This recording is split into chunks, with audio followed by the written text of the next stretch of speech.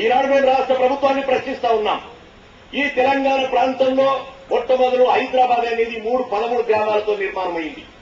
ఈ రోజు సైబరాబాద్, మళ్ళా తెల్లారి గ్రేటర్ హైదరాబాద్. గ్రేటర్ హైదరాబాద్ అంటే మహబూబ్ నగర్, నల్గొండ, మెదక్, ఇటు వరంగల్ పరిసరాల నుంచి దాదాపు 65%. అంటే తెలంగాణలో 100 ఉద్యోగాలుంటే 65 ఉద్యోగాలు ఈ గ్రేటర్ పరిధిలోనే ఉన్నాయి. ఈ గ్రేటర్ పరిధిలోకి ఎవడైనా ఉద్యోగం చేయాల్సిన జడ్జిమెంట్ వచ్చినాక, ఫ్రీజన్ ఉన్న పదం వాడినాక ఇక తెలంగాణ బిడ్డలకు ఉద్యోగం వచ్చేది ఎట్లా? రాష్ట్ర ప్రభుత్వాన్ని ప్రశ్నిస్తా ఉన్నాం. కొంతమంది పెద్దలు నన్ను ఒక ప్రశ్న అడిగారు టీవీలో, ఏం సార్ చదువుకొని ఉద్యోగానికి వస్తే మేము అడ్డం పడ్డామా? మీరు చదువుకుంటే మేము వద్దన్నామా?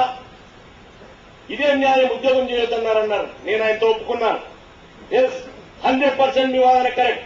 కానీ ఈ రాష్ట్రాన్ని కలిపిన రోజున, ఆంధ్ర రాయలసీమను తెచ్చి కలిపిన రోజున తెలంగాణ ప్రాంతం మంచి అభివృద్ధి ప్రాంతంలో ఉంది. టోటల్ గా ఒక నిరక్షరాస్యత తప్ప మిగతా అంతా అభివృద్ధిలో ఉంది. నీవు తెచ్చి కలిపినాక ఇక్కడ దానికన్నా ఒక్క నేపథ్యం ముందుకెళ్తే, ఎప్పుడైతే ఆంధ్ర ప్రాంతం నాదని చెప్పి విర్రవీగుతున్నారు చూడు మిత్రులంతా, అది కూడా మొత్తం తెలంగాణదన్న విషయం గుర్తుపెట్టుకోవాలి మనం. ఎందుకు ఇది తెలంగాణ అంటే, నిజాం రాజు గారి పరిపాలనలో మచిలీపట్నం దగ్గర నుంచి టోటల్ గా నిజాం పరిపాలనలో ఉంది. కానీ ఎప్పుడైతే ఫ్రెంచ్ వారు, ఆంగ్లేయులు మచిలీపట్నం మీద దాడి చేశారో, ఈ మన నిజాం చాలా హుషారు, పొట్టోడైనా మహాగట్టోడు.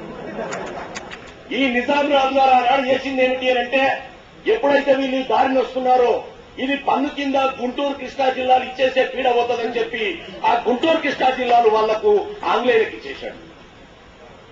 ఆంగ్లేయులకు ఇచ్చినటువంటి కారణం చేతనే వాళ్ళ పిల్లలను చదివించుకోవడానికి ఇంగ్లీష్ వాళ్ళు లైన్లు వేశారు, ట్రైన్ల లైన్లు వేశారు, కరెంటు తెచ్చారు, కాలేజీలు కట్టారు. వాళ్ళు చదువుకోవడానికి ఏర్పాటు చేసిన కాలేజీల్లో ఆంధ్రుల పిల్లలంతా కూడా చదువుకున్నారు.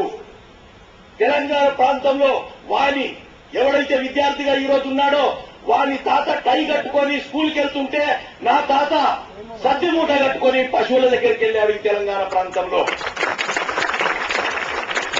సద్ది మూట కట్టుకొని పశువులను కాసినటువంటి నా తాత, టై కట్టుకొని ఇంగ్లీష్ మీడియం జరిగినటువంటి నీ తాత, ఇద్దరికి ఏమిటి నా కలయిక? ఏ విధమైన కలయిక? ఎట్లా జరుగుతారు?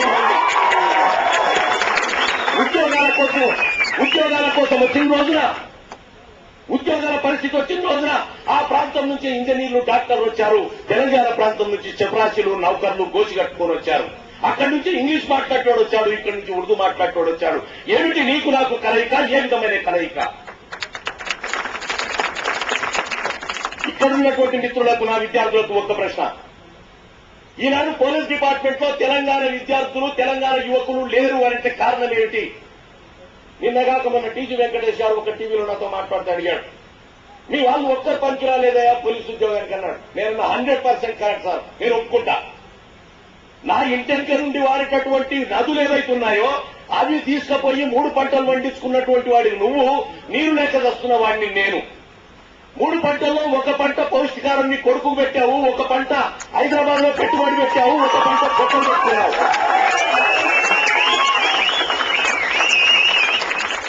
పౌష్టికారం తిన్నటువంటి నీ కొడుకు పైల్వాన్లాగా తయారయ్యాడు, తిండి పెట్టలేని నా కొడుకు పక్క చిక్కి తయారయ్యాడు.